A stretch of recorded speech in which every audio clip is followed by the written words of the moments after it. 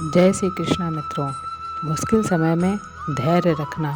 जीवन में कई बार ऐसी परिस्थितियां आती हैं जब सब कुछ हमारे खिलाफ लगता है। ऐसे समय में धैर्य रखना और अपनी सकारात्मक सोच बनाए रखना। धैर्य हमें मानसिक स्थिरता और शांति प्रदान करता है। ये हमें कठिनाइयों का सामना करने की शक्ति देता है और हमें ये विश्वास दिलाता है कि हर मुश्किल समय के बाद अच्छा समय ज़रूर आता है। मित्रों, इस संसार में भगवान की इच्छा के बिना कुछ भी संभव नहीं है। एक दिन एक नागा साधु ने महाभारत में श्री कृष्ण ने अर्जुन से कहा कि जब ज्ञान की धारा बहती है तो सबसे पहले मोह को नष्ट करती है। मोह को इसलिए नष्ट करती है क्योंकि मोह अज्ञान है। यूनान का सम्राट सिकंदर पूरी दुनिया को जीत लेना चाहता था। एक दिन एक नागा साधु ने सिकंदर से कहा, तुम ये दुनिया जीत लोगे तो इसके बाद क्या करोगे, क्योंकि इसके अलावा कोई दूसरी दुनिया है ही नहीं। इतना कहकर संत जोर जोर से हंसने लगा। संत की बातें सुनकर सिकंदर को निराशा हुई। सिकंदर ने संत से पूछा कि आप हंस क्यों रहे हैं। तो संत ने जवाब दिया कि तुम पूरी दुनिया जीत लोगे तब भी तुम्हें निराशा ही मिलेगी, क्योंकि तुम दुनिया को जीतने के मोह में बंधा है। जबकि मेरे पास कुछ भी नहीं है तब भी मैं हमेशा खुश रहूँगा, क्योंकि मेरे पास किसी भी तरीके का मोह नहीं है।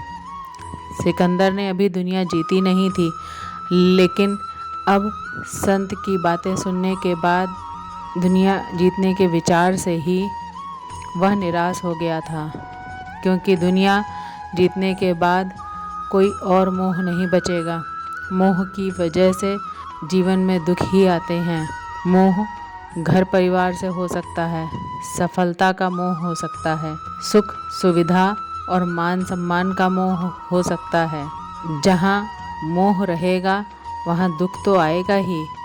मोह जब सफल होता है तो दुख मिटता है, और जब असफल होता है तो तब भी दुख ही मिलता है।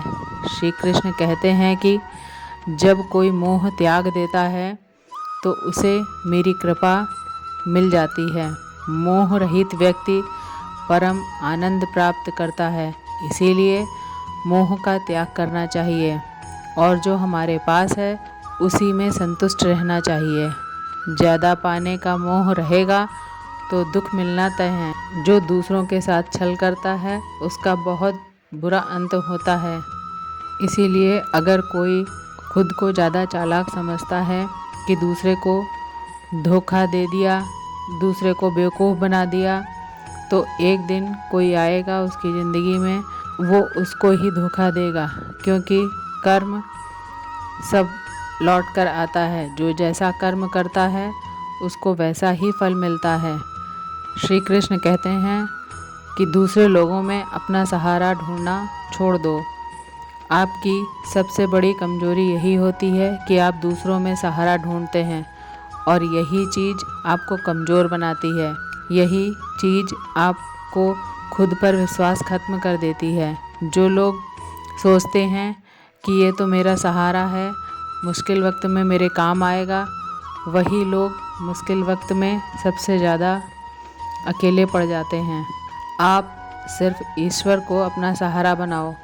देखना, जब भी कोई मुश्किल आएगी ना, तो वो किसी न किसी रूप में आकर आपकी मदद ज़रूर करेगा। दुनिया को सहारा मत बनाओ। जो खुद अपने लिए सहारा ढूंढ रहे हैं वो आपका सहारा कैसे बनेंगे। तो अपना सहारा दुनिया को नहीं, ईश्वर को बनाना चाहिए। ईश्वर आपकी सुनता है या नहीं, यह आपकी श्रद्धा, विश्वास और आस्था पर निर्भर करता है।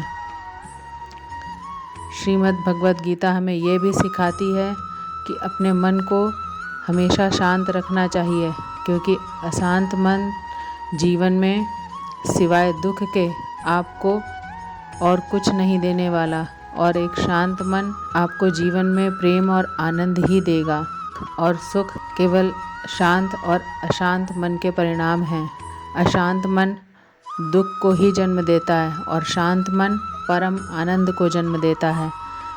मन में शंकाओं को कभी जन्म मत दो। ये शंकाएं हमेशा मन में गलतफहमियों के पहाड़ बना देती है, जिससे जीवन में सुख चैन छिन जाता है।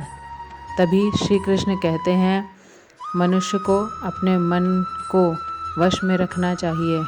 जो कोई अपने मन को वश में कर लेता है, उसका मन उसका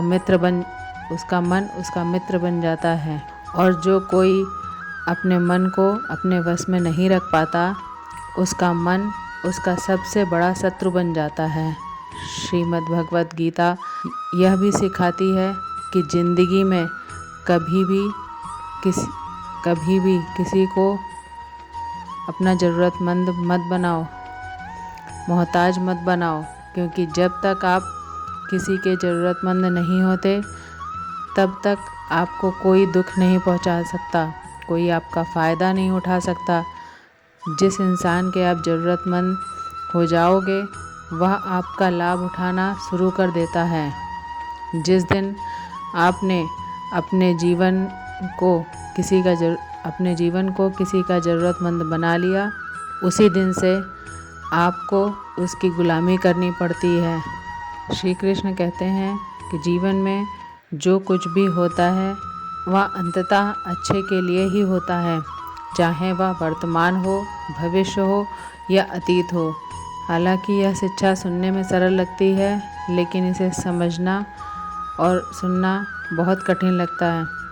खासकर जब जीवन में किसी भी प्रकार का दुख, कष्ट और अन्याय हमारे सामने आकर खड़ा हो जाता है। उस समय पूरी दुनिया ही हमें गलत लगती है और मतलबी लगने लगती है। यह विश्वास करना कठिन हो जाता है कि जो हो रहा है वो हमारे भले के लिए हो रहा है। जब जीवन में हमें किसी अपने से चोट पहुंचती है या हमारे साथ कुछ अनुचित होता है, तो हमें लगता है कि हमारी दुनिया टूट गई है। पर सच यह है कि यही कष्ट हमें और भी मजबूत और लायक बनाता है। ये कठिनाइयाँ हमें सच से रूबरू कराती हैं और यह दिखाती हैं कि कौन हमारा सच्चा मित्र है और कौन नहीं। महाभारत के युद्ध शुरू होने से पहले अर्जुन श्री कृष्ण कहने लगे कि मैं जिनसे युद्ध करने जा रहा हूँ, वो सब मेरे भाई हैं, गुरुजन हैं। मैं इनके सामने कैसे हथियार उठाऊँ, इनको कैसे मारूँ।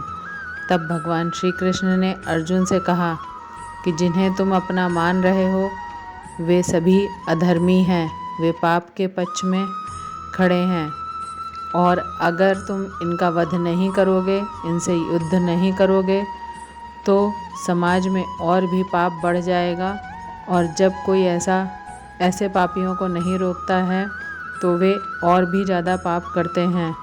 ऐसे ही जब आपके साथ कोई गलत करता है, आपको चोट पहुंचाता है, दुख पहुंचाता है, और वहीं आप चुपचाप रहते हैं, उससे सामने वाले का मनोबल और बढ़ जाता है। वह आपको कमज़ोर समझने लगता है और आपके साथ गलत करने का हक समझने लगता है और आपके साथ गलत व्यवहार और अधर्म को रोक लेते हैं, विरोध करते हैं। तब वह अपनी सीमा में रहना सीख जाता है। भगवत गीता हमें यह भी बताती है कि मनुष्य के जीवन में 3 अवस्थाएं होती हैं: बचपन, जवानी और बुढ़ापा। इसके बाद शरीर समाप्त हो जाता है, लेकिन आत्मा अमर रहती है और पुनः जन्म लेती है। जब तक मनुष्य अपने मन की इच्छाओं, वासनाओं से मुक्त नहीं हो जाता, तब तक आत्मा को मोक्ष नहीं मिलता और उसका पुनर्जन्म होता रहता है। जीवन में इच्छाएं और वासनाएं जितनी अधिक होंगी, खुशियाँ उतनी ही कम होती जाएंगी। यदि आप जीवन में खुश नहीं हैं, तो इसका कारण आपके मन में भरी इच्छाएं और वासनाएं हैं। इंसान तभी सच्ची खुशी पा सकता है जब वह अपनी इच्छाओं को नियंत्रित करना सीख ले। आज के वीडियो में बस इतना ही। वीडियो पसंद आई हो तो लाइक करें, शेयर करें और चैनल को सब्सक्राइब करें। जय श्री कृष्ण।